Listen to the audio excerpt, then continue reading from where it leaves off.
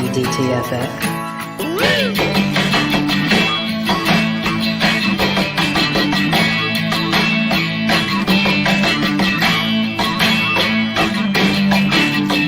Once again, here is Drinking and Talking Fantasy Football with your hosts, Dustin Lunt and Jake Trowbridge. Hey, welcome back to the Drinking and Talking Fantasy Football podcast, folks. I am really excited to be here tonight, recording a night early because, Jake has to do this thing with his significant other. It's her birthday. So we are recording a day early for all of our loyal Tuesday listeners out there. But tonight we have a great show. We just simply call this the Fantasy Roundtable, where we're going to talk a lot about fantasy. I'm sure we're going to end up talking about more things that are not fantasy related. If before we started recording is any indication of how this show is going to go, it's going to be a blast for everyone. So I'm really excited for this. So before I introduce our guests here, the who's who of fantasy analysts, I must say, I will introduce the who's who of co-hosts, and that's Jake Trowbridge. How are you doing, Jake? Because there's only one by default? I don't know how I feel about that. I think you could have come up with something a little bit more enticing, but I will take what you'll give me, Dustin. You're the only co-host in all the podcasts in all of the world? In your heart, I feel like I should be. Wow. So it shouldn't even need to be said. No, I'm doing fantastic. Yes, I'm the reason that we have to record a night early. Technically, my fiance is the reason. Blame her. Write your strongly worded letters to @EmilyLivehold on Twitter. No, but I'm very excited. I love these Fantasy Roundtable episodes that we do. It's just nice. We're a relaxed show, but this is even more relaxed than normal. So I'm excited for this. Yeah, absolutely. So we'll just get into it here. We'll take a moment to introduce all of our fantastic guests. So I don't know with StreamYard which way I'm pointing here. So to my bottom. Yeah, Brady bottom. We should all look. Excellent. That's actually where I requested to be, everyone. I was like, any chance I could be on Dustin's bottom? And everyone wants this is not what you pictured, though. It's not what I wanted, really, but I think it's as close as we're gonna get for now. So to below me, is that better instead of my bottom? No, that's way worse. You have to really enunciate a little there. Yeah. I feel like you guys are misinterpreting all my requests. So we've got Andrew Cooper joining the show. How are you doing this evening, sir? Fantastic, man. Awesome. And thanks that Jake made me shut off my air conditioner before we started this. So feeling pretty warm, feeling pretty good. So thank you for the warm welcome, Jake. I appreciate that. And thanks for having me, guys. Yeah. Anytime. And then next to Mr. Coop on the screen, we've got Jen Povote. Did I get that right? You did. Yes. How are you doing this evening? Doing great. I've got my almost 4-year-old sitting on the couch over here. So if you hear some squeaks, that's what's happening over there. We have his headphones on. We've got him in front of the tablet, but his attention span is about 5 nanoseconds.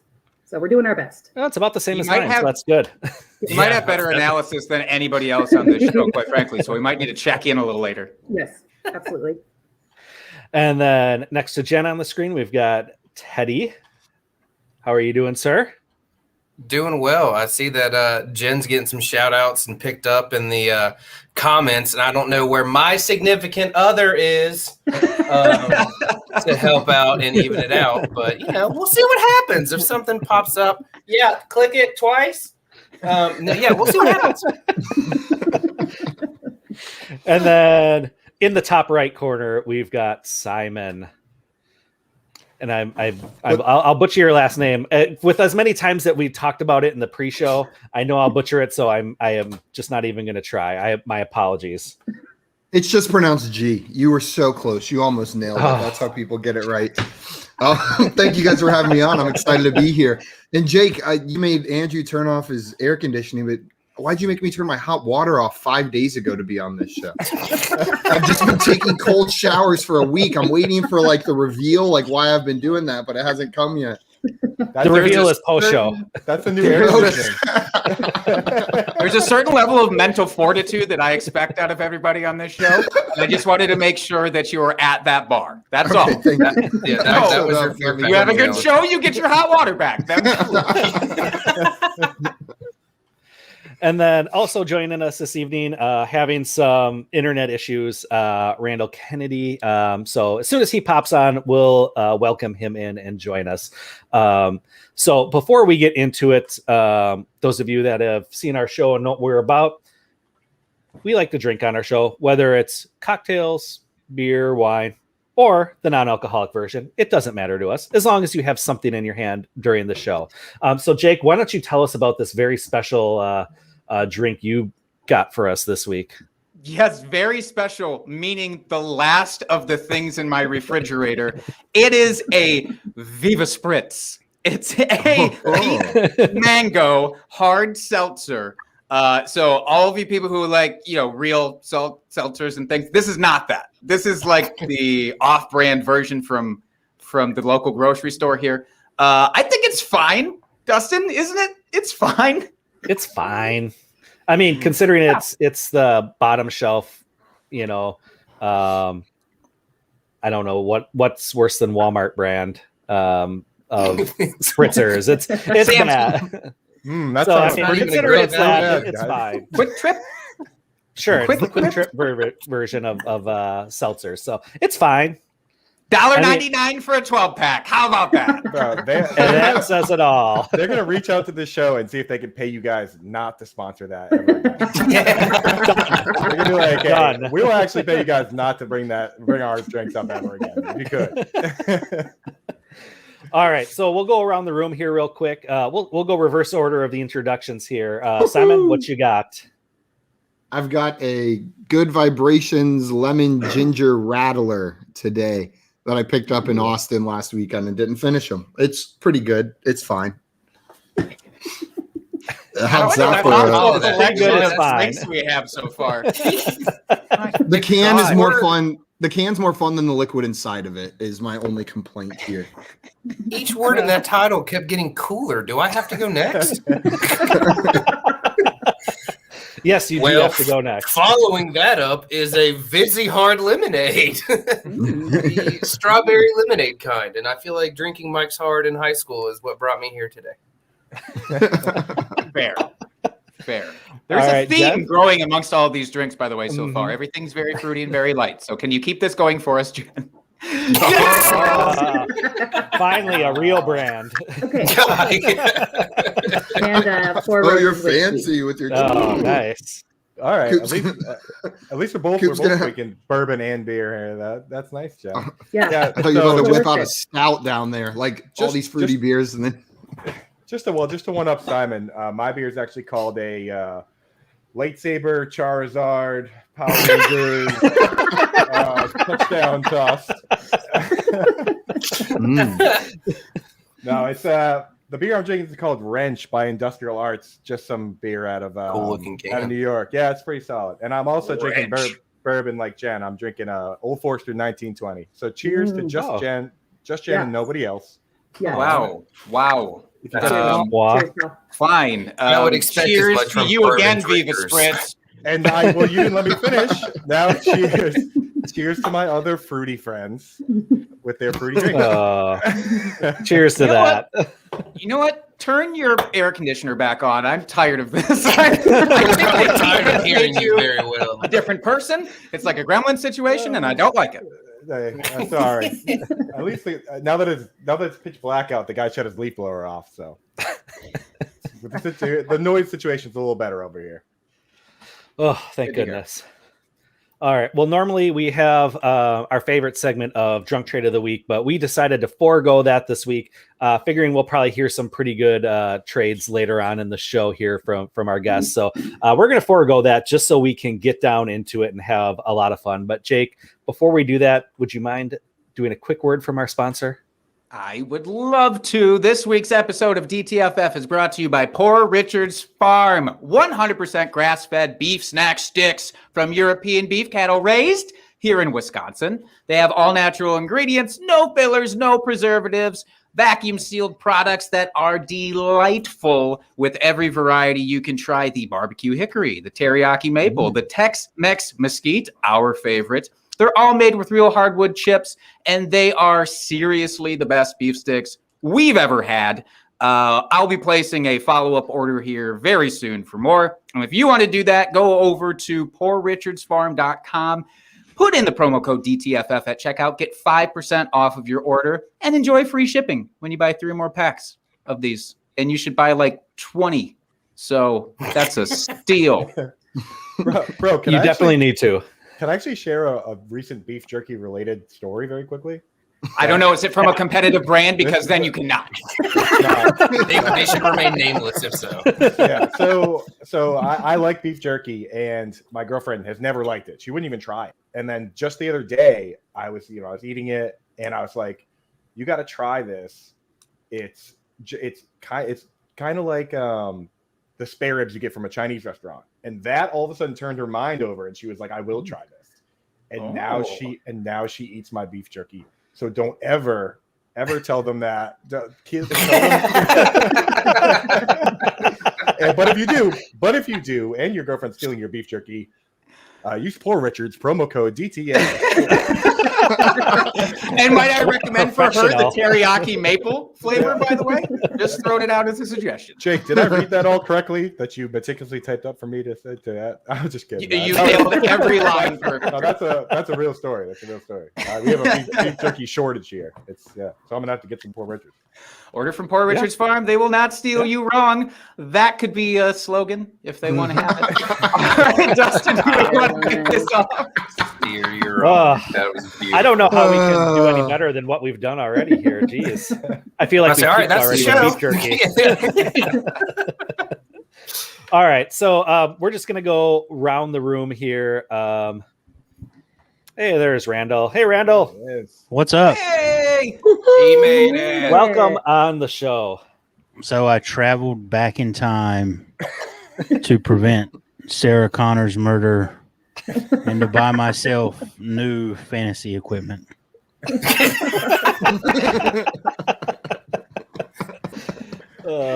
You came back in time to get Sarah Connor some Poor Richards Farm multi-varietal beef sticks. I don't know how long this is gonna last. So, Jake, I didn't tell you. My girlfriend's name is Sarah Connor. Oh my God! It comes full circle. All right, Dustin, what we have when you working? Do you want to kick us off? Sure. We've, I don't know, for those of you that have actually looked at our show sheet, if you didn't, we're not offended. Don't worry. Just got a bunch of starter questions here. We'll kind of go around the room. I'll just kind of throw it to whomever I feel like and just answer away. If you guys come up with something else you want to talk about, feel free to fire it off. This is very loosey-goosey here tonight. So, Randall, we'll start with you since you haven't had the opportunity to join in the shenanigans so far. Right. So let's start with when did you start getting into fantasy football? Or do you remember what got you into it initially? I do. It was 19 years ago. So yes, I'm very old.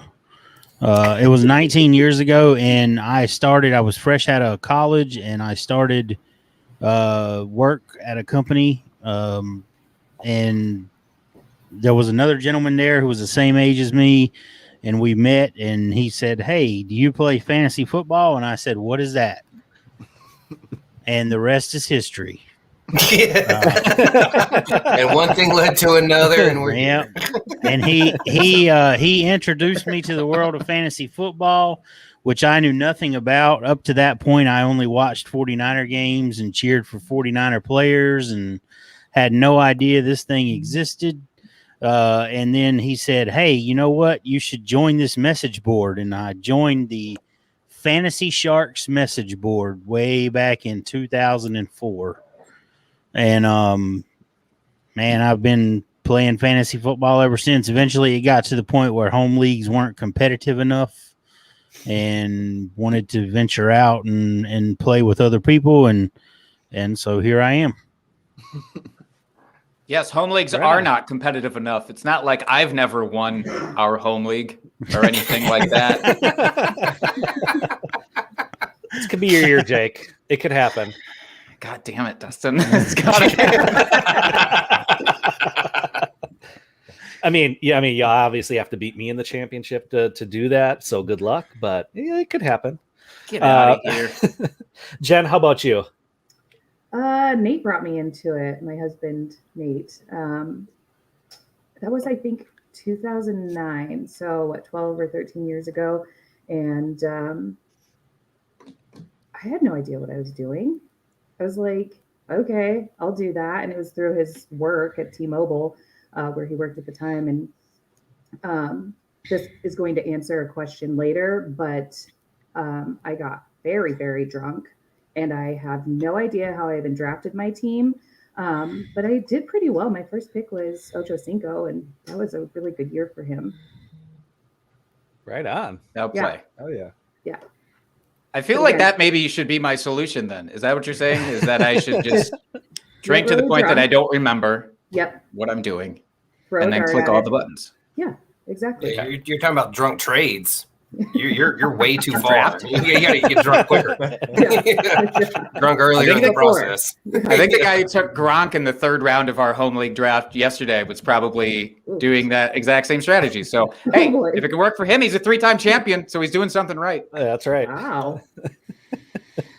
All right, Coop, let's throw it to you next. Yeah, so for me, kind of similar to Randall's, where I was in like 6th grade. And, we all played football. My buddy was like, dude, you want to play fantasy football? I was like, I don't know what that is. He's like, you got to make an account on Yahoo and play. And I was like, nah, I'm not going to do that. So this kid made me an account and added me to the league. And he made my team name the Wild Thornberries. And we have the 20th anniversary of our league coming up right now. My team name in that league is still the Wild Thornberries. 20 years running. 20 years running strong. And unlike Jake, I did manage to. I've won this league. I've won this league twice. So, but I haven't won in like 7 years. So they give me a hard time about it. And not only that, but I do a ton of tight end stuff. They with 2 years ago. Not that kind of show, by the way. Well, yeah, it's like you say you want to be on Dustin's bottom doing tight end stuff, and all of a sudden everybody wants to talk about football, But so they actually removed the tight end spot from the league, and they made it a wide receiver / tight end spot. So they're not making it any easier on me, but way it goes. Well, that is how it goes, and they can try to get you. You'll get them right back. It's fine. That's right. You won't be gotched. Not this time, Coop. You won't be gotched. Not with the analysis on this show and the beef jerky from this show. And the gas station. What was the gas station off-brand seltzers? Is that what we're doing? Towel company, Viva Spritz. I mean, with that kind of power on my side, there's no way I don't win this year. There you go. True story. All right, Simon, how about you? I started playing casually in high school, like one league that my friends dragged me into, but then it started becoming a problem in college when JL and I joined our first keeper league together. So John Luke, my co-host on Front Yard Fantasy, and that draft night, like I feel like that was like a pivotal moment in our friendship and in like our fantasy football trajectory. Like it just launched us into doing this way too much. And on the way home from that draft, we were kind of like sitting there, like it was late. We'd been there for a while, where I'm driving my minivan and we're just chatting. And then all of a sudden, out of nowhere, a possum jumps up in front of my vehicle and I nailed it full force. Only animal I've ever hit with my car. And JL and I just started screaming at the top of our lungs, staring at each other. And here we are. Now I play fantasy. Quite the journey. Wow. Thank you for letting me go before Simon. I refuse to go after Simon for the rest of the show. Look, we encountered this guy in the woods. We happen to have an axe with us. Yada yada yada. We've been playing fantasy football ever since. He wouldn't shut off his leaf blower. Oh, man. All right, Teddy, do you want to go, or should I just throw a different question to someone else? My friends had a league out of college that I wasn't in, and then the guy left. I joined it, and nobody died. Like, I mean, that should be the goal of your fantasy league. Hardly let's be normal. honest. I've wanted a bunch. Hardly any possums were murdered. None. Some would say.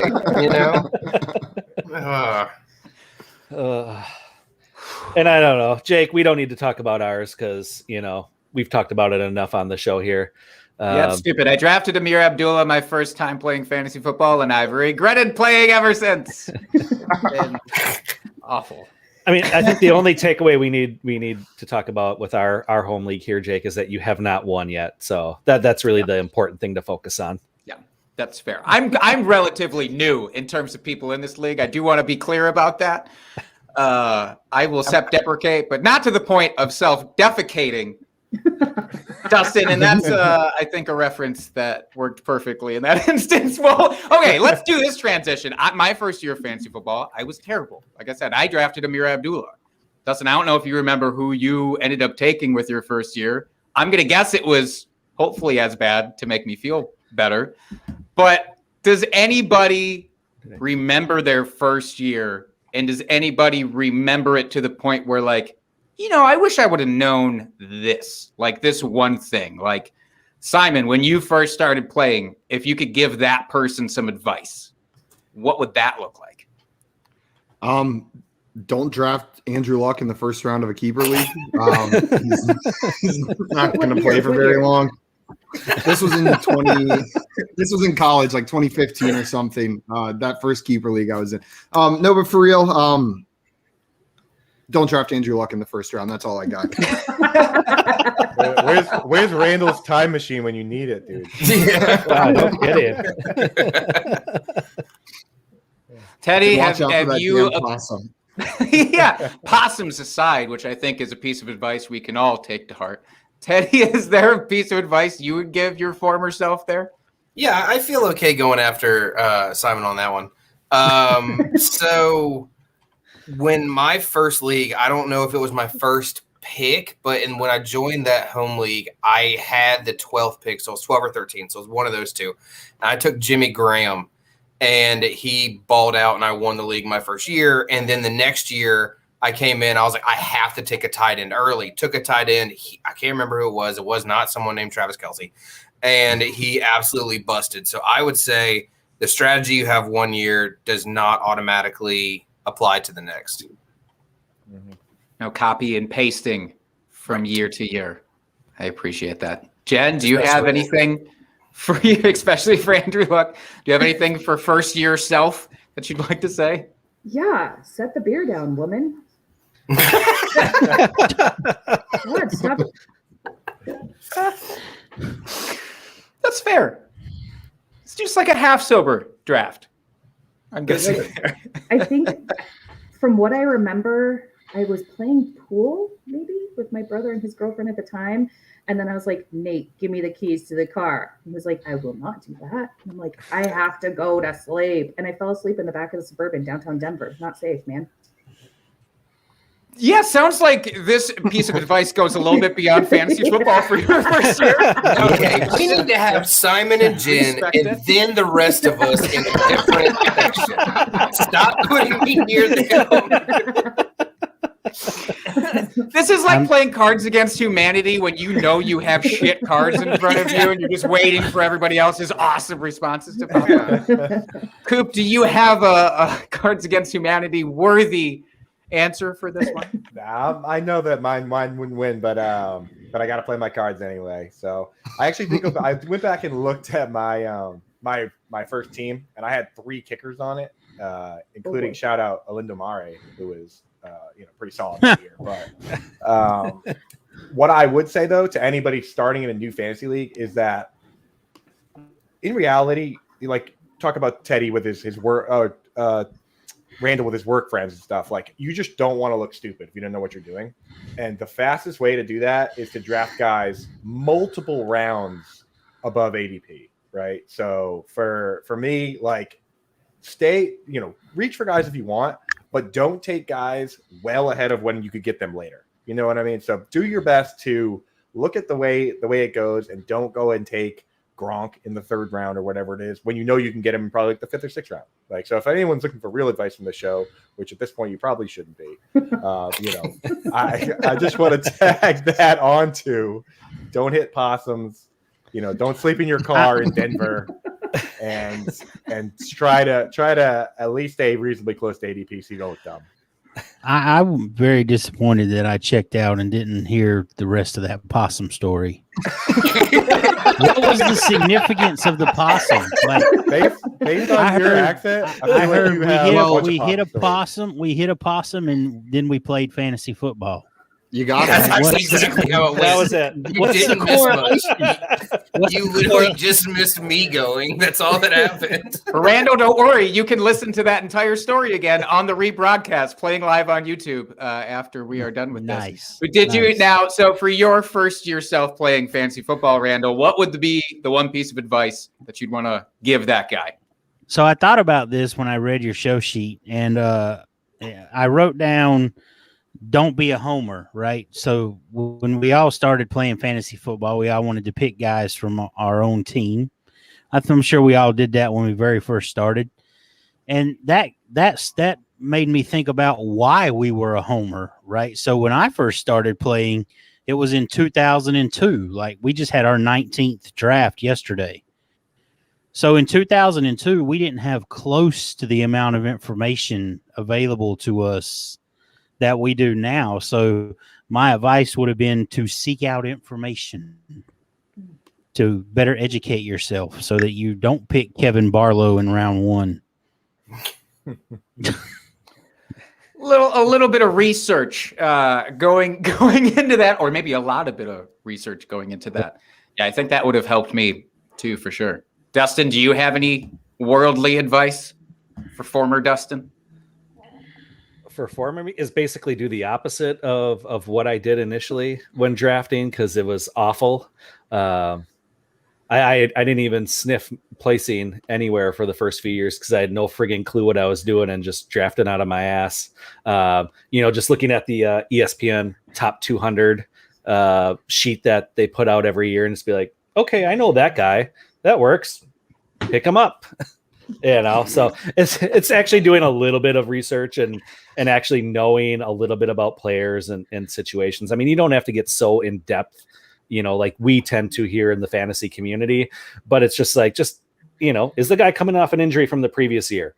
That might be, something you should know that might impact this year's, or, new coaches. You might want to think about, the situation they're in. So just little things like that, just, keep things in context. Context is key. So you're telling me I should not be drafting based off the ESPN top 200 currently, right? No, now? you should. You definitely should. You should. Perfect. I'm going to continue doing that. Would that qualify as your pet peeve, Dustin, that people do? That people use that ESPN cheat sheet too much? No, go ahead. I mean, if especially if it's in my home league, go ahead and use that ESPN sheet. That's fine. I don't care about that. More power to you. And in fact, if any of our fellow league mates are listening, you should be following that verbatim, please. And thank you. Also, if you could find the 2018 edition, I think that would really help. Yeah, much more accurate. Definitely. Good for a few years. Don't pay for the new one. Yeah. Yeah. It's like a wine. It's like with wine, I always say that draft analysis is exactly the same as wine. I think I figured out why you haven't won your home league, Jake. Draft analysis is just like it's possible. Jake, draft analysis is just like wine. Too much of it, and you end up sleeping in your car in Denver.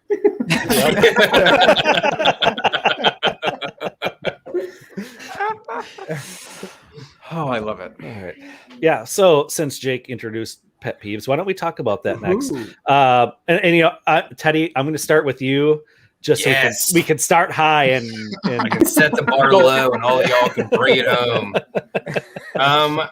I'm honestly, when it comes to pet peeves in fantasy football, I'm guilty of some of the ones that you listed in the examples, which I'll talk about soon. So I can't say those, but it will never infuriate me more like, thank God I found best ball this offseason, because mock drafting is the most infuriating thing when you finally get in a mock draft that has your league size, and all of a sudden someone takes a kicker in the second pick, and you're just like, well, cool. So I just said, if you're going to mock draft, please just, now you don't take it seriously, but just, try. Please. Make it at least until double-digit rounds is what you're saying. Yeah, right? Like, set a lineup and, draft a lineup and then do whatever you want to. Keep the dickery out of mock drafts. That's all we're asking. I think it's a simple request. It's there reasonable. You go. All right, Jen, what about you? Probably with the slow drafts, someone taking up the entire 8-hour clock. It's like, okay, well, we've made one pick today before the clock gets turned off overnight. This is, what you're going to do. You're drafting. And if you can't be available, then set your queue. Just go on auto and set your queue, man. That's all you got to do. Dude, it really is that easy. I literally just got a text from MFL saying that I'm on the clock in the slow draft right now. Oh, God. So, you should make your pick live while I was on about air. to say, should we make your pick? Jen, I'll do it for you. Jen put me on blast. No, I want. Hey, Randall, can you take that time machine and go to the future and help me with this pick? Tell me what you need. I need all the answers, man, and I need them this is actually the very last pick of this draft, which is kind of awesome. Kadarius Toney, Boston Scott, and DJ Dallas just went. So that's what we're talking about here, fellas. I was about to say and just ladies. went was surprising to hear. Yeah. Sounds So like while you're I'm pulling in up the list dregs. here, let me give you my pet peeve, which is during drafts, dude. Just don't talk about players in the chat, and if you're doing them live on Zoom, don't talk about them at all. Hate that. It's the worst, right? It's like, dude, don't. And I want it from both angles. I'm like, don't talk about good players to pick, and definitely don't mention that J.K. Dobbins just got hurt. You know what I mean? Like, don't say that. Like, don't say anything. It's not your pick. Shut the fuck up. Sorry. Put that on a t-shirt. I was about to say, there's your title of the podcast recording. Yeah, absolutely. Can I at least say hi and shit in the chat? Only on your pick, Jake. Only on your pick. Fuck. No kindness. Well, then I am going to take up the entire 8 hours so I can spend that 8 hours chatting with my friends. Suck it in your face. Our home league draft is live every year. We if you can't make the rule is if you can't make the draft, you can't play. I mean, you got to be there. And inevitably, there will be a conversation about, I was going to pick this guy, but then that guy. And I'm like, shut the fuck up. Some people don't know that guy's still available. That's exactly how it happens, though, right? It's always like, I was going to pick this guy. It's like, dude, because you're trying to double pick and show that you're super cool. It's like, no. We have a story that we still tell to this day. It happened in 2005. There was a gentleman on the clock, and he was chewing the end of his pencil, and man, he had sat there for 5 minutes, and he had no idea. You could tell he had no idea who he was going to pick.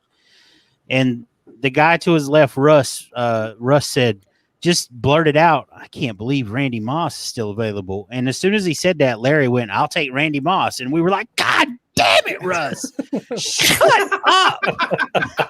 Oh my And God. it's amazing to me that we're still telling people that to this day. It's like, just don't talk about anything but who's left or what you think they're going to do, or just no one cares how smart you are. With your amazing accent, I could have definitely guessed that Russ and Larry were in your league. You have I got to say, man, I love your accent, dude, because I'm from up here in Boston. We all sound so stupid. This is not the first time that someone has mentioned my accent, and I don't hear it. So it's great. Yeah, it's awesome. All right, I just love that he's talking about a northern accent sounding stupid compared to a southern accent, and I'm just like, that's the first time I've ever been told I sound smart as a southerner. I like it. It's like it's distinguished. You know, it's like all right. First time for that one too. Let me hit you southern folks with some with the guys I got on the clock here. So I got one last pick. It's super flex. I've already taken way too many tight ends, which is what I do. So quarterback, Andy Dalton's the best one available if I want to go that route. I only have two. Well, okay, let's save that until you hear the best running backs are available. So running back, I'm thinking, honestly, I know it's kind of sad, but Justice Hill's probably one of the best guys available here, especially with the injury. And then for wide receiver, the only two options really that mean anything to me are Denzel Mims and then maybe Zach Pascal with the injury. But I mean, Zach Pascal he's just such a fill-in nobody that he's got COVID. It's hard to get excited about that. Am I to understand there's no Jerick McKinnon hanging out yet, waiting to be plucked onto your roster? DJ Dallas got drafted. Yeah, Jared McKinnon's been gone. McKinnon was a prized possession in this league. The belle of the ball, Jerick McKinnon. If anyone wants to throw any other suggestions out there, I'll check and see if they're here. But we're looking at like Jeffrey Wilson, Wayne Gallman. Yes, Wayne Gallman. I select Wayne Gallman. That's what I want out of that group that you just listed. That is a diamond in a box of turds. So I would select Wayne Gallman without a second thought, personally. No dead. He does happen to be a sleeper. I do need a running back. Do you have an IR spot? Mim Simon? I said seconded. No, what Jake said. Take Wayne Gallman. All right, let's do it. We're sourcing this pick live. Does anyone want to disagree with this so we can all make fun of Jake if it's wrong? Is Marquez Callaway still around? Is that his name? Oh, dude, Callaway. I took Callaway. I took Michael Thomas and Callaway. Oh, he's way gone. I wish Someone really handsome Callaway. and smart took him 5 rounds ago. Yeah. I saw that pick went in, and I was like, "Damn, that's a great pick." And that guy, yeah. I bet he's crazy handsome. Yeah.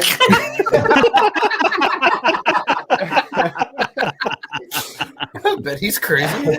Okay, so all right, so thank you. So Jen, you inspired me to make this pick live, so that I'm not holding up the draft. Actually, this ends the draft. All right, Wayne Gallman, and the pet peeves were used for something for good. That's incredible. That almost never happens. Right. Now, Randall, it sounds like we already got your pet peeve, which is people talking. That's not the biggest one. Okay, that's not even the biggest. The biggest pet peeve I have is blaming someone else for your fuck up. I was just gonna do that. He's been doing Wayne Gallman shit. When Wayne Gallman's bad, I was just about to do that. I listened to what you said, and I finished last. Oh, I hate that stuff. I can't stand that. Yeah. You make your own decisions. It's your team. Mainly because I give mediocre fantasy advice, so I don't want it coming back on me. They should know better, right? Yeah. Have you not seen my previous body of work? This should not fall on me. This is really about you not being able to aggregate your Twitter, sources. You know. Not just anyone can have a Twitter account. Yeah. You have to verify a phone number, I'm pretty sure, or at least half of an email address. It's harder than you think. Simon, do you have any possums that are going to pop up in your pet peeve here? What should we be expecting? No possum pet peeves. No possum pet peeves, but I hate the jackass that acts like a genius when anything goes right on their team. Like just completely ignoring the fact that luck is a major part of fantasy football. And the guy who drafted Gus Edwards in the 10th round 3 months ago, who's like, yeah, I kind of knew he was gonna have a big role this season. Really figured that one out. So shut up. There's a lot going on over here. Victory lap all you want, but don't pretend like there's not a luck aspect in here. Yeah. Come on. Mm-hmm. For sure. Yep. All right. Well, what should we talk about next? There's so many topics. I don't know. There's so much room for activities, Dustin. I know. It's great. So let's talk about roster construction a little bit. Give us just a quick hit of what's your preferred method to build a roster. And as our show here is mainly redraft focused, we'll just talk redraft here for just a 1 season snapshot. Who do I want to start with? Coop, hit us. Go. So I figured everyone would talk about, people talk about zero wide receiver, things like that. So I'm actually going to give you a tip about the bench. This is something I just wrote about in my recent article. And it's the idea of scratch tickets versus lottery tickets, right? So if you're in a league that has bench spots that, it's very shallow leagues, especially, you don't want these long-term lottery tickets clogging up your bench. You want scratch tickets. So to me, a scratch ticket is somebody who we have no idea what their role is going to be, but we have an assumption that they might have a decent role week 1. So, Jets running backs, Juwan Johnson maybe who knows if he's going to get a big role or a small role. Things where Jonnu Smith versus Hunter Henry, I mean, that one's more of a real roster spot, but guys where week one, you get an answer, right? And if they aren't good, then you can drop them because those roster spots are really valuable in those leagues, right? In bigger leagues or best ball leagues, or especially dynasty leagues, you want lottery tickets, right? The Chuba Hubbards, where it's like you don't know when the numbers are going to come in. They're going to come in down the road. But when they do come in, it's a big payoff. You know what I mean? Mm-hmm. So for me, I look at what kind of league I'm in, and sometimes my last pick, I'll pick somebody where it's like, okay, we'll find out in the first week of the season if this guy has a big role or not, and then I can move on from him quickly. Because like a lot of times with those rookie running backs or the backup running backs, you should end up holding them for way too long and just waiting for him to come in. And in certain formats that kills you. So that's my roster construction tip. Think about what your roster is, and see whether you want bench tickets or lottery tickets. And obviously, the only way to do that is to go and find my article on Fantasy Alarm, read the whole thing, share with your friends. So that's my tip. That's my roster construction there. Bench tips. Nice. So I want to throw out a hypothetical for you here. So say you're in a league that has a limited number of waiver wire moves. How would that affect your end of the bench lottery ticket strategy? So in that hypothetical. In that situation, I would go more for lottery tickets than scratch tickets. You know what I mean? Because the idea with the scratchies is you got this guy, maybe he's good, you swap him out. But anyone that has real upside is usually somebody that's drafted early or owned. So for me, if I have limited roster moves, I am going to hold on to the Trey Lance for 6 or 7 weeks, waiting for him to potentially get that job or however long it takes. So that's a good point. That's something you want to think about in terms of how long can you hold this guy, and because otherwise, if you draft Chuba Hubbard and CMC doesn't get hurt, and there's a guy you want to pick up off waivers, now you got to decide if you're going to expose yourself to that or not. So that's where I'm at. I said something serious on this podcast. Yeah, but you capped it with expose yourself, so technically it still falls under that same previous category of the tight ends and bottoms and all that. Right. So you saved it. Saved it at the end. We did say we could go pants off. I'm not going to tell you whether I'm wearing pants or not, but I mean, use your imagination. No, I don't think I will. See it in your eyes. Suggestion. Yeah. I mean, your AC got turned off, so you needed to be a little breezy. Let's just say they were pants on when the AC was on. Now all bets are off. Are they correlated? Yeah. And I've been taking cold showers all week, just like Simon. So. Yeah. But that only lasts you so long. All right, Jen, let's throw it to you. Oh, same as Coop. Exactly the same. Identical. Why are you having me follow this guy? Apparently, I don't make right decisions. How does it feel? Wait, so you also have your pants off? Yeah.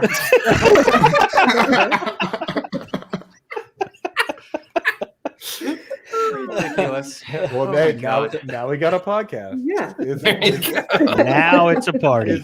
As far as themes go, I don't know that I would have settled on this one before the show, but you just have to flow with how things go, I guess. All right, but no other tidbits to add in roster construction, if you will? So for me, I look at ADP, but I don't really put my all into that. I look at projected points. I look at team construction as an actual team, what the locker room is like. I am super interested in that for my guys. And I mean, otherwise, nothing too fancy. Like I just take it from a gut feel. I do my research, and I mean, easier to do when you're in 23 leagues this year, but yeah, it's more of a gut feel. That's how I build my rosters typically. Mm-hmm. All right, Teddy, throw it over to you. So I really hate that Jake said that we didn't have to prepare for this podcast, because my fun answer of looking at this was like, draft good people, beep, boop, boop, and then like after that, it doesn't feel like it's going to hold up. So I will say in the drafts that I've done, yeah, that's how I feel. In the drafts that I have done, like with actual drafts and mock drafts, with redraft this year, is if you're not going to be taking a big tight end, with your Kelsey Kittle-Wallers early. I am trying my best to leave the first 3 rounds with 2 running backs and a wide receiver. I know it's going to kill all of my 0 RB truthers out there. I'm sorry, but wide receiver just seems super deep, and just the way that drafts have gone, at least ones that are. Yeah, that's exactly what she said. But that's, with the way that drafts have gone, I've been sitting there in like late rounds before drafting a kicker and a defense, and I'm just staring at wide receivers, and I'm just like, I really should have taken more running backs. So it's just like, I know they're getting hurt, and I know they're 0 RB, and like, I appreciate you thinking that and everything. Like, feel free to do that. But for me, I'm definitely leaving the first 3 rounds with either an elite tight end and 1 of each, or 2 running backs and wide receiver this year. Mm-hmm. Randall, anything to add? So first off, 0 RB is stupid. Don't do that. Don't do that. Don't do that. So I when it comes to redraft, I try to treat a redraft roster as not even really like a roster. It's sort of like a living thing. Sometimes you constantly gotta be pruning the dead leaves. It's like a plant. I like to roster just 1 quarterback. I like to roster just 1 tight end. Because in 1 quarterback redraft leagues, there is inevitably going to be a quarterback out there that you can pick up and play. Same for a tight end. I like for 80% of my roster to be running backs and wide receivers. And the main thing you can do to be prepared is to know your league and know your scoring system. That way you know exactly what to keep and why you're keeping it. And I guess you said we weren't going to talk about Dynasty, but I'll throw it out there. Dynasty, we all know wide receivers have a longer shelf life, so I tend to be more wide receiver centric in Dynasty. When it comes to super flex leagues, that 80% drops to 65% running back wide receiver for rosters, where I kind of like to be. You can't have too many quarterbacks in a super flex league. I used to really like, when I first started playing Superflex, I would chastise the guy who took 2 or 3 quarterbacks in his first 4 picks, and like, man, look at this clown. But once you get and you keep starting to play Superflex leagues, you understand why some of those guys do that. It's just like taking 3 running backs with your first 3 picks in a 12-person league, which I think you can never go wrong doing that, I don't think. But know your league, know your scoring system are the 2 most important things, I would say. Mm-hmm. And Simon, what about you? Well, this is awkward. I'm a recent convert to the 0 RB strategy in redraft this year. I saw it in your face. I was like, oh no. I've been all about 0 RB this year, specifically in redraft. I don't know. We'll see what the draft boards are looking like next year. But as I was going through all the mock drafts we do, the value at receiver and tight end just kept falling. You could get to the 9th, 10th pick in the first round and have every single pick be a running back. The teams I've liked the most have started tight end, then 3 wide receivers. Like earlier in the offseason, you could legitimately start Kelsey, Hill, and then maybe like a Justin Jefferson and a DK Metcalf with your first 4 picks. You have an advantage at the tight end position, wide receiver position every single week. And I'm totally fine at that point starting, Phillip Lindsay and Ronald Jones. You can throw them out there, but you've got an advantage at the other positions, and just watch your waiver wire. That's like that. Don't like that name showing up on this podcast, but that's all right. He's drinking beer in between the Kool-Aid. So Simon, I love that we have 2 contradictory opinions on this, though. Yeah, can I ask you a question? Absolutely not. I will be taking no questions. I'm asking anyway. How long do you go without drafting a running back for it to be a true 0 RB draft? So I hate the 0 RB truthers that are like, oh, that's not 0 RB. You didn't wait till the 9th round. Like, get out of here. You know what I mean? The concept it's 0 RB. If you take 1, it doesn't count. We've already broken the rules, so we can get over it. I think you start your first 5 picks without a running back. We can throw it in the conversation of it wouldn't be true 0 RB, but it is in the 0 RB conversation that way. And that's how I've been drafting. Like, let's say we get to the 6th round and Miles Sanders is still staring at me, which happens from time to time. Like, I'll draft him in the 4th, 5th, 6th round. But then If he's not, I'm not going to reach for a Myles Gaskin. I'm just going to wait and take my Ronald Jones later, or James Conner, or something along those lines. So to me, zero RB strategy relies more on luck than it does actual planning, because you are banking on like Gus Edwards happening and drafting him before J.K. Dobbins gets hurt. So you're rostering Gus Edwards in the 12th round or whatever you drafted him prior to J.K. Dobbins' injury, and you're hoping one of those guys turns into a starter. And then if that happens, obviously you're going to be sitting pretty. It's in my mind, it's no different. It's no different than the wide receiver lottery tickets that Coop was talking about earlier. We're just pushed into a different position. So he's drafting those wide receivers, waiting to stable up. I'm drafting a bunch of running backs that could have that opportunity. There's some ambiguity in their backfields. There's some uncertainty about who the starter is. They are a backup who's one injury away from going. But the other critical part of zero RB is you will not have a successful team if you draft and then just let your lineup sit there. Like the most important part of zero RB is every year there are week one injuries or random breakouts. You get your James Connors, your Phillip Lindsays, your Gus Edwards this year, your Kareem Hunts a couple years ago where you're paying attention ahead of the draft. Those are the kinds of players that make zero RB possible, and that happens on the waiver wire afterwards. Yeah, I will agree that in order to be successful with that sort of strategy, you have to be super active. Right. Yep. Yeah. No, that's my thing on it, is that I've talked to a few of the zero RB guys. Kev Tompkins from my podcast does a ton of it. I don't usually do that, but the misconception I think for a lot of people is that you could just punt RB and not think about it. And when you do zero RB, you need to be more in tune with RB than everyone else. Yep. You need to be deep in the deep RBs and ready for that stuff, So I will say that if you want to do that strategy like that, it's not I just won't draft him and it'll be easy. It's more you need to be really aggressive. Yeah, you got to know the Chris Evanses of the world, I guess, right? Those they have to be on your radar more than just look at that good preseason game. You had to be waiting for that kind of thing to happen prior to seeing it on the Tony field. Jones Jr. should have already been on your team. Yeah. Yep. Well, I also just think it's a fun way to play fantasy. I leave feeling a little uncomfortable about my roster, but I have the chance to build it into if the running backs can work out during the season, all of a sudden I've built this behemoth. It's almost like a puzzle to me to piece together afterwards. I created something a little bit less than ideal to make the rest of my roster exactly how I want, and we're going to piece that together. And running back is the position where you're most likely to be able to do that due to injury and the volatility at the position.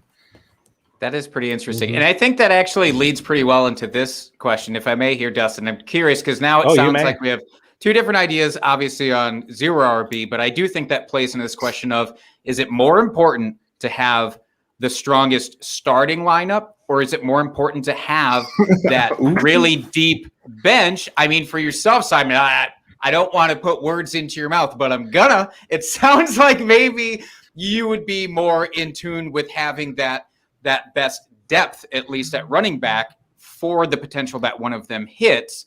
Am I correct on that, or do you prefer still having the best starting lineup out of your league? I tend to build glass cannons. I mean, after the draft, I feel like all rosters are kind of similar as far as depth goes, within a range, because you're all drafting in the same order. It's whenever trades and waiver wires start going on as the season goes on that you kind of see whether someone likes to value depth or starting roster. And I will trade away every last bit of my depth for an upgraded starter. I will build the strongest, most fragile roster on planet Earth and try to bulldoze my way to the end. You need a lot of things to go right in fantasy football anyways to win. So I'm just saying, if an injury happens, I'm screwed. My team will not win the roster, but I'm going to build something that can take everything down if everything goes right. Fair. Teddy, are you siding with that perspective? Do you have a preference there? So I think that at the end of the day, I think we can all agree that as much as a starting lineup is fantastic, fantasy leagues are one not on draft day and one on the waiver wire and everything. So, I mean, so much is going to happen throughout the season that even, I think the strategy that you kind of have as you go forward, I think it depends on a lot of things also as you're kind of going forward with, if you do have a ton of wide receiver depth, are you in a league that likes to trade? kind of talking about that. Like, can you kind of, when you're getting close to a trade deadline, bolster running back just because you have good depth at wide receiver, as you kind of make a playoff push. So I think there's a lot of factors in there. I like the different strategies that are coming up. Not that I know how to employ them because I just don't have the time or patience to learn. But, I think that just any kind of new way to play fantasy is fun. Like the vampire leagues that somebody mentioned in the comments, like that's cool. The guillotine leagues are intense. So, I think just any new kind of strategy is really cool. Very much, very, very much cool, if I can say that, Teddy. Jen, are you more team starting lineup or solid depth on starting your team? Starting lineup for sure. Like, I am here to play. I'm here to win week 1 and maybe not any weeks thereafter. But damn it, I am going to win week 1 and I am going to do my best. I'm not risky. I'm not going to be like, how's this guy gonna do? I've never even heard of him. I'm there to win week 1. Sorry about my cat. Now that Jackson is upstairs with Nate going to bed, the cat has entered the scene. And I don't know if that's an agreement. The cat is in the chat. An agreement meow, a disagreement meow. I really can't get a feel for this particular cat. It's an agreement. It was an apathetic meow. I could hear it from here. Trust me, you would know if it was a negative meow. Coop, what do you think? Are you team strong starting lineup or solid depth there? Well, I feel like I'm gonna have to offer my meow in agreement on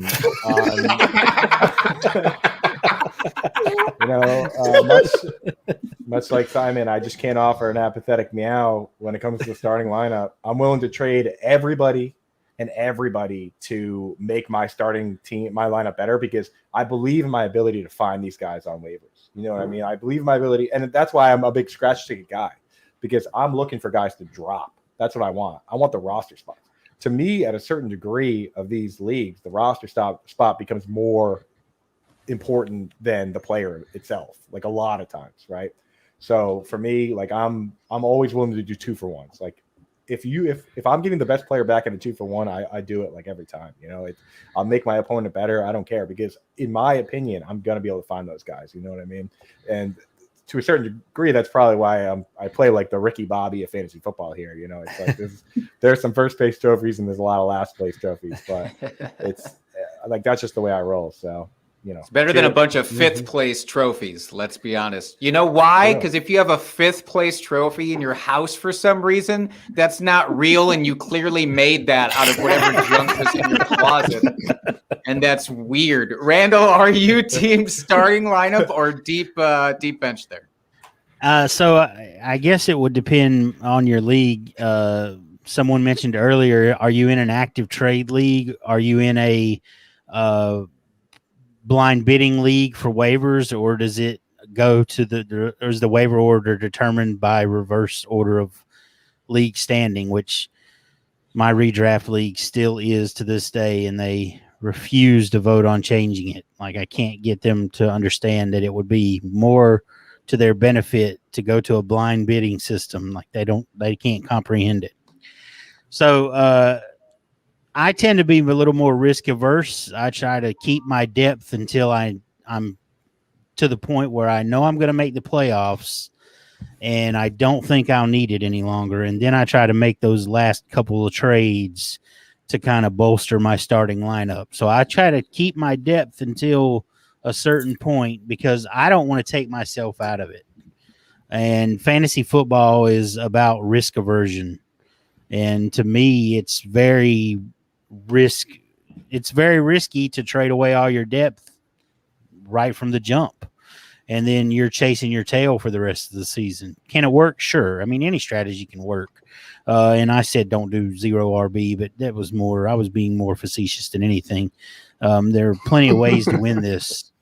But I tend to be a little more risk averse than that. Dustin, what are you falling on? Not that I'm asking for any particular reason as we're drafting in our league right now, but I'm just curious in general. Well, in general, I am more about the starting lineup. However, in our home league here, since we are limited on our waiver wire moves, I try to have a more balanced team where I have a good mix of starters and depth players, only because you can't rely on the waiver wire nearly as much. So, I mean, in a typical league where it is like blind bidding or just open waivers where, you can make as many moves as you want, I'm all about the starting lineup. And, maybe I have a bye week or a couple bye weeks where, a lot of my starters are on bye. I'll take those hits for those couple of weeks, knowing that I'll probably win the remaining weeks of the season if I have that strong a starting lineup. So that's where I'm at with that. Right on. Just curious. I'm right down the middle, you guys. I like all of the strategies that we've talked about this far, and I think that they're all pretty great. Jake actually manages to do the apathetic meow on the Pulled it off. Unbelievable. All right. Well, we've hit an hour, folks. Do we want to do a couple more here? You guys got time, or? I think real quick, if nothing else, if you guys are cool, I just would love to hear if anybody's made a drunk trade recently or seen a trade go down in a league that you feel could have qualified as such. Because I really do love when that happens. And I think I have a pretty good eye for spotting it in my own leagues. But I'm curious if anybody wants to volunteer whether they've made one or, Randall, what went down? I made one, and I had one offered to me that I let someone out of. And I say that if someone offers you a drunk trade and you accept it, or offers you a fat finger trade and you accept it, in my opinion, it should be up to you whether or not you're going to let that person out of that trade. It shouldn't be league vote. It shouldn't be commissioner overrule. It should be between you and that guy. So I had a guy offer me Brandon Ayuk in a Dynasty league for Tony Jones Jr. And it was one of those trades that paralyzes you in fear because you're like, what happened to Brandon Ayuk? Let me and you want to find out as quickly as possible before he takes it off, right? You're like, you don't want the trade to come down. You want to smash it, but you're like, oh shit, what happened to Brandon Ayuk? And or what happened to Alvin Kamara? Is Tony Jones Jr. going to be the fucking guy now? Did Alvin Kamara die? So I eventually smashed it, and then as soon as I accepted it, the guy came in the league chat and said that was supposed to be for Aaron Jones, not Tony Jones. To which I responded, tough shit. You should have known you weren't getting Aaron Jones for Brandon Ayuk to start with. And after I let him squirm for a couple of minutes, I was like, I'll just re-offer you the trade in reverse, and we'll call it a wash. Very classy. Yeah.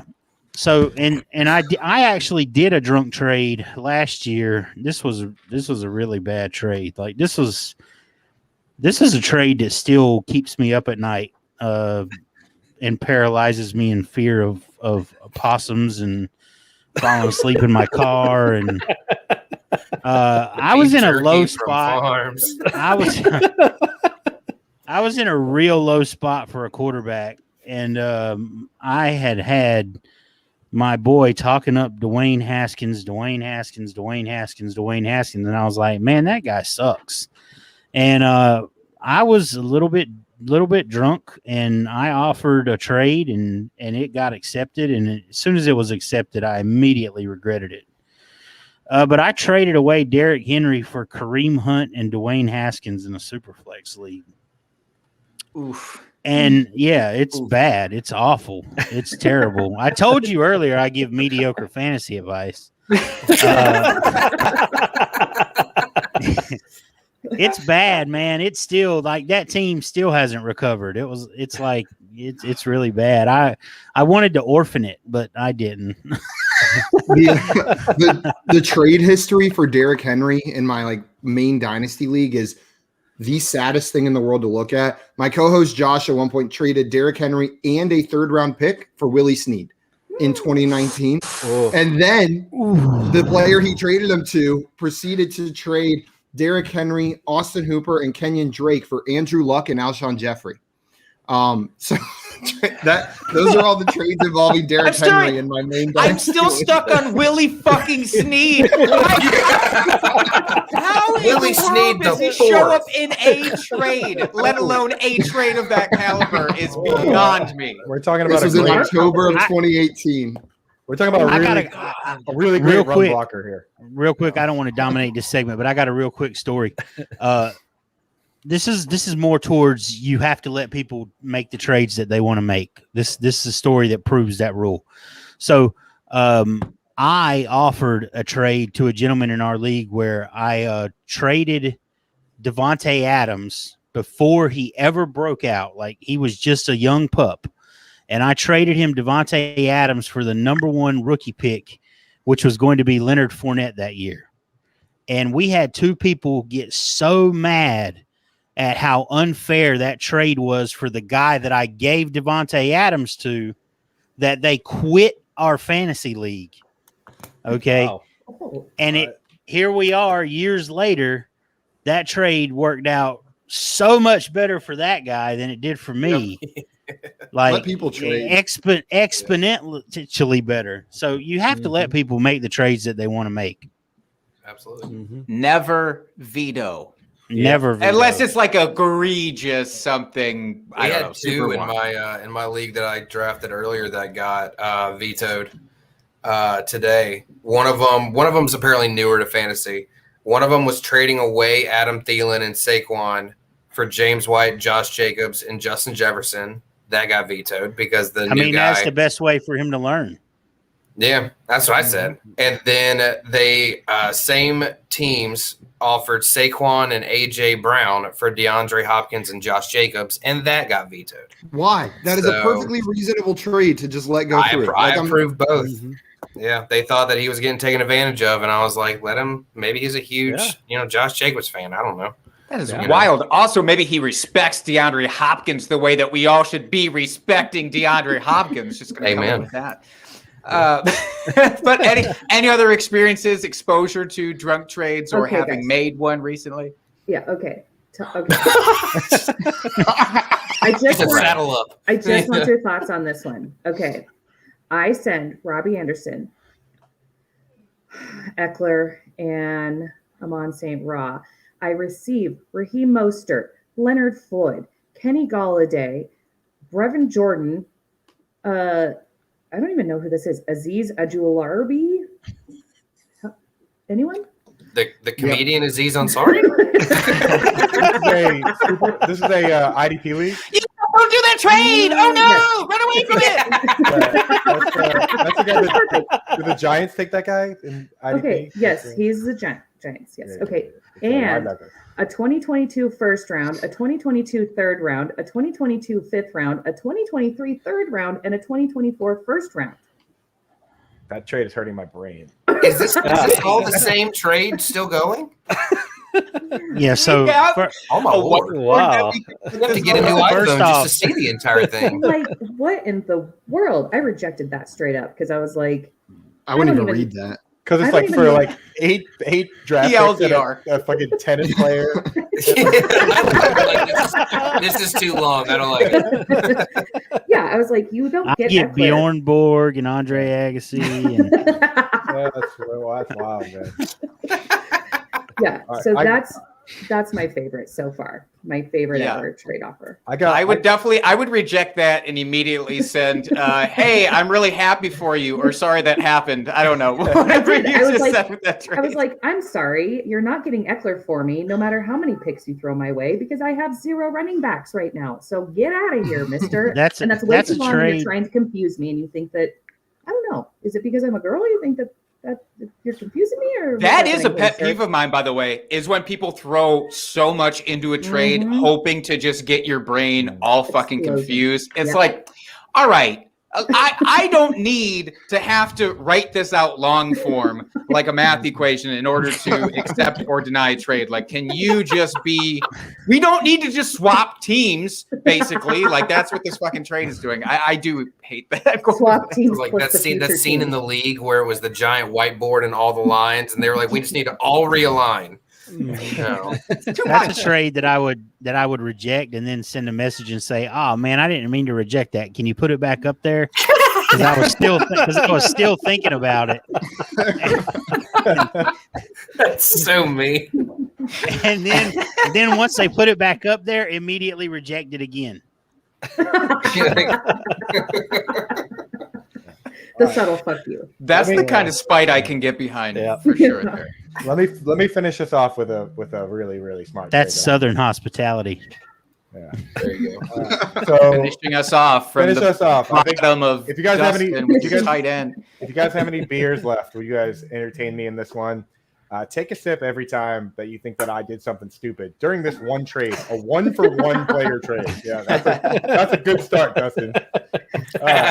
So Randall talked about earlier about how he's not trading Aaron Jones for nothing. So let me tell you about the time I traded Aaron Jones in Dynasty 2 years ago. Well, I ain't trading him for Brandon Ayuk. I'd love Brandon Ayuk right now. 2 years ago, I traded Aaron Jones straight up for Christian Kirk. So we can drink on that for starters. I picked up an orphan team, and I tanked successfully, had a bunch of running backs. So I had Saquon, Derrick Henry, right, and Aaron Jones. And then I had so much running back depth that I decided to trade somebody, right? So my running back depth was Kenyon Drake, Kerryon Johnson, and Sony Michel. And deep. I consider them all to be equally deep, right? The Grand Canyon of a lineup right here. All right. So we're live at a draft in a bowling alley drinking. And I just turned to everybody. I'm like, I need a wide receiver. I'm taking throw out your offers right now. I'm taking the best one, right? So that kid that traded me Christian Kirk for Aaron Jones actually offered me Christian Kirk for Kerryon Johnson first. And I said I'd rather have Kerryon Johnson than Aaron Jones. So cheers to that. Bro. Another kid offered me, so they were rookies. Another kid offered me Sony Michel for DJ Moore, straight up, which they were both rookies. And I said I drafted Sony Michel before DJ Moore, so I can't do that trade. Which pet peeve number 19. Oh man, you read my mind. I hate the people that go, I drafted him ahead of him. I can't swap him 1-for-1. That was 6 fucking months ago. Their values have changed since then. It was in 2017. Let it go. You can't be on that board anymore. Randall, I'm sitting right here.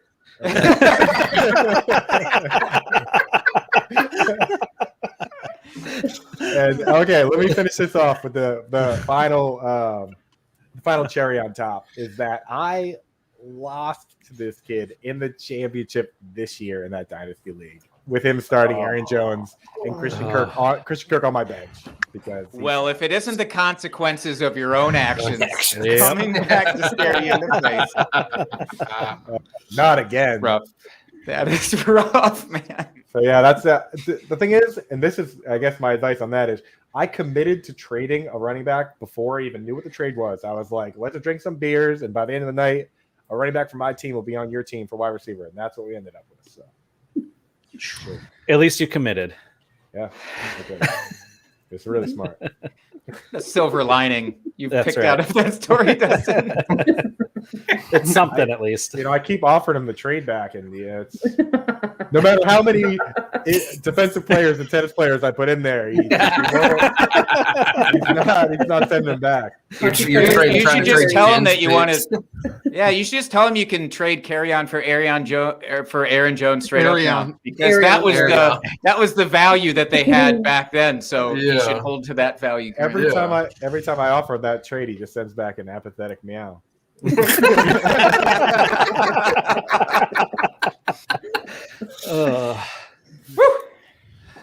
Well, God, I feel like this was a great episode, folks. I had a lot of fun with this. Before we sign off, let's go around the room. Everyone can tell us where we can find you and what you do and all that good stuff out there. So, Jen, we'll start with you. Okay, I'm at Jen Povote. I'm at IBT_media. I'm at 32 in 32FF. And then on all the other socials, Instagram, Facebook, TikTok. Did my first TikTok the other night, actually. My first legit one, not for 32 and Nice. 32, which would be business related, but yeah, I did a breakdown of an Amazon fresh order. Nice. While doing the milk crate challenge, or Nope. no? I have an idea for your next one. I like how hospitals are like we're overrun with COVID. Let's just climb some milk crates. Well, and let's be honest. Where are these people finding all these milk crates? They just laying around. Like, I mean, you have to go to a dairy to get those typically. So I don't understand it. When I was in There's a college, shortage. the climbing team, the climbing team would set up next to my apartment building and hang cables between the third floor of the two buildings, and then they would get milk crates. So when I heard about milk crate stacking, I assumed this is what people were doing. They would harness themselves into this rope, then they would get one milk crate, then stack another one on it, climb on top of that one, then stack another one on top of that one, and just climb straight up and build the tallest tower of milk crates as they climbed it one by one, until eventually you could just sit on your porch and watch. They would come crashing down, and like the 20 milk crates would fly all over the courtyard. That's what we should be doing. That sounds amazing. That's what we should be doing. That is not endorsed by the That's Drinking the and Talking takeaway. Fantasy Endorsed Football by Podcast. Endorsed by Poor Richards Farms beef jerky. You don't dare sully their name with this. You had me. Our- you had me. Our you had Poor me Richards right Farm. Yeah. Our You Poor had me Richards right up Farm until- right up beef until you jerky is said- made of 100% possum. Yep. This poor Richard's Farm throwing in a milk crate with every fifth order. We'll write a letter. The way my girlfriend's eating mine, dude, I have a bunch of milk crates here. We could do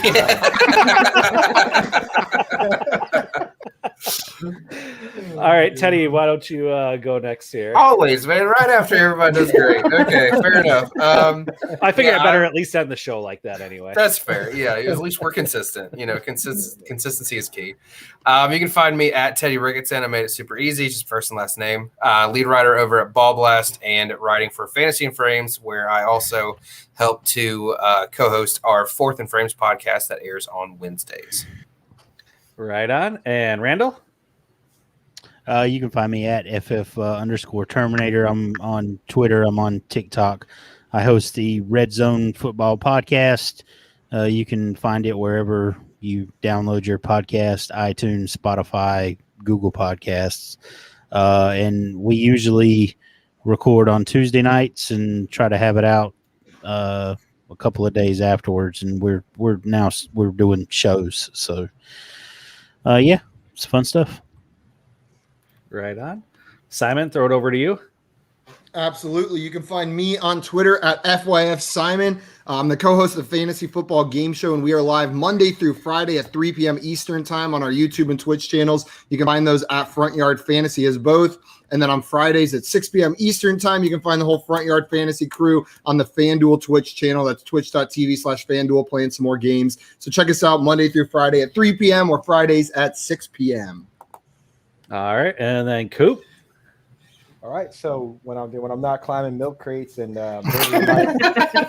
murdering my neighbors over their weed whackers or leaf blowers or whatever they're doing outside, you can find me on Twitter at Coupe Fiasco right here, and I write for Fantasy Alarm. I'm the lead NFL analyst over there. The link to all my stuff is in my profile on Twitter, and I'm also the co-host of the Fantasy Besties and Lightning Round podcast. So if you like nonsense like this, those are two podcasts that you're going to like a lot, because that's pretty much all we do. There is some football too. All right. Excellent. And Jake, what about you? I'm Jake Trowbridge. You can find me at Jake Trowbridge on Twitter. With a W. Apathetic meow. Yeah. Apatheticmeow.com. You can find me at apathetic meow. I feel like that's a great band name, like a post-punk It is a band name. fantastic one. I'm checking to see if that Twitter name is available. Quick, someone buy the domain. No, somebody has it and they have more followers than Jake. No.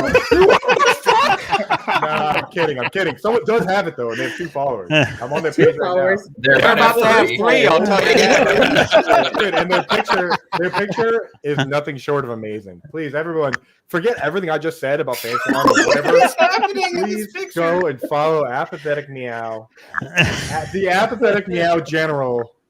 I love Twitter, it. on Twitter.com. They're about to quadruple their followers, and they'll have no Bam. fucking idea why. So it looks like they're a big BTS account. This must be a Jordan Loop ghost account.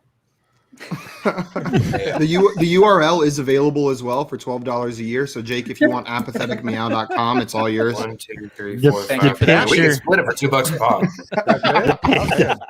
The picture on this account is nothing short of amazing. It's Yes. phenomenal. It really You're is. right. They haven't tweeted That in like 2 years. You think Is- about making that's a 5 pictures? sheep. That is a sheep and a pink Christmas tree. Fight for the fairy tale. I just hope they fire up Twitter and see they all of a sudden got 8 more followers. 8 more followers. At the same time. Dude, yeah, we're all following them now. Yeah. Yeah, I just followed as well. Yeah, followed him. Okay, hold on. There I go. Just to be like, why the hell are all these fantasy football people following me? Like, I would be weirded out if I suddenly had like 20 BTS fans follow me. You know what I mean? Like, that'd be kind of weird. I'd be like, what did I do? Yeah, kind of a shame that they got their DMs closed. They can't. That's they true. can't- They have only tweeted 8 times. I think I've tweeted 8 times today. So they're going to need to step that. Those are some rookie numbers.